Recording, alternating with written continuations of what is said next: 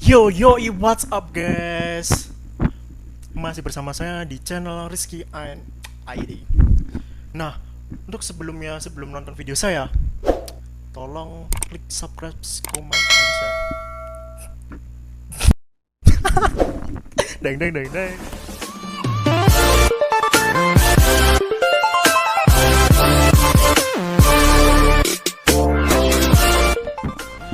Nah, di sini itu aku mau membahas tentang minuman, yaitu minuman baru hits baru naik daun di kalangan ciwi-ciwi dan para milenial. Pastinya pada tahu dong dengan minuman boba. Apalagi yang lu kalau misal punya pacar dan cewek lu tuh suka banget minum kayak gitu. Tahu dong kayak gilanya pada minum. Nah, ada yang tahu nggak boba itu apa? Boba itu adalah bola tepung tapioka. Itu yang kerap menjadi isian dari minuman bubble tea.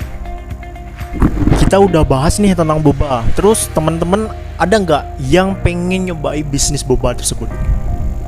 Ada nggak? Pastinya pada tertarik dong tentang bisnis boba. Bisnis boba itu gak ribet sama sekali dan modalnya itu gak terlalu banyak.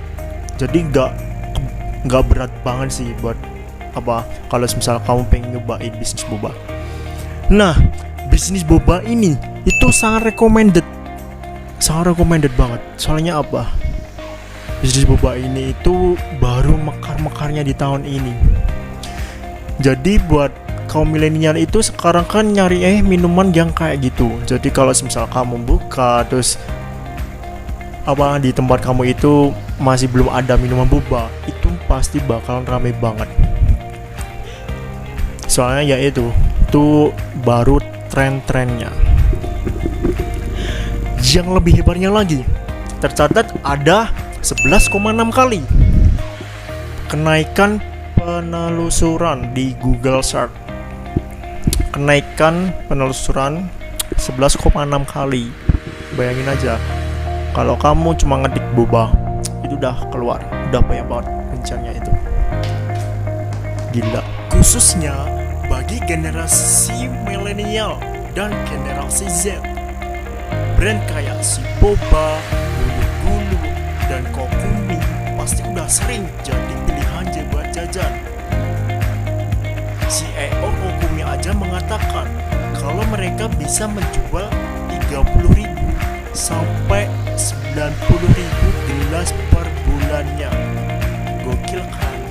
Hebat. Nah, makanya itu. Tapi sebelumnya mulai berandai-andai memulai bisnis minuman, cek dulu nih. Yuk, buat legalitas yang dibutuhin. 1. Mendirikan badan usaha. Jadi gak perlu langsung mendirikan badan usaha besar seperti PT. Cukup mendirikan badan usaha seperti CV atau UD.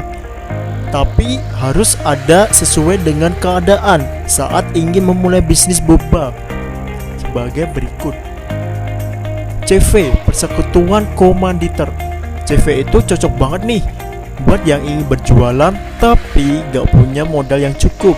Anda bisa mencari investor yang nantinya itu sebagai sekutu pasif dan Anda sebagai sekutu aktif. Untuk yang satunya lagi itu perseroan terbatas alias PT. Nah, kalau badan usaha ini sudah berbadan hukum, artinya harta pribadi Anda dengan perusahaan sudah terpisah. Sehingga jika terjadi kerugian, harta pribadi Anda itu tidak tersentuh. Untuk yang kedua, yaitu daftar merek.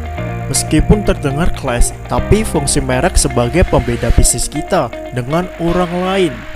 Nah, untuk usaha boba tersendiri itu dapat didaftarin ada 3 kelas. 1.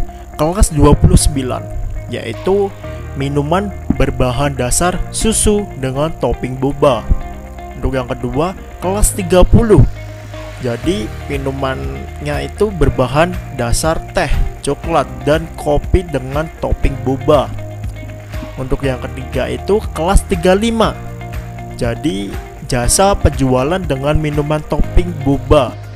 3. Perizinan bisnis minuman boba. Keamanan bisnis pastinya akan meningkatkan trust dari konsumen. Betul gak? Nah, ada beberapa izin nih usaha yang harus dipenuhi supaya bisnis minuman boba Anda benar-benar aman dijalankan. Yaitu 1. Nomor induk berusaha alias NIP. NIP wajib bagi setiap usaha yang berbentuk PT, CV maupun perseorangan sekalipun.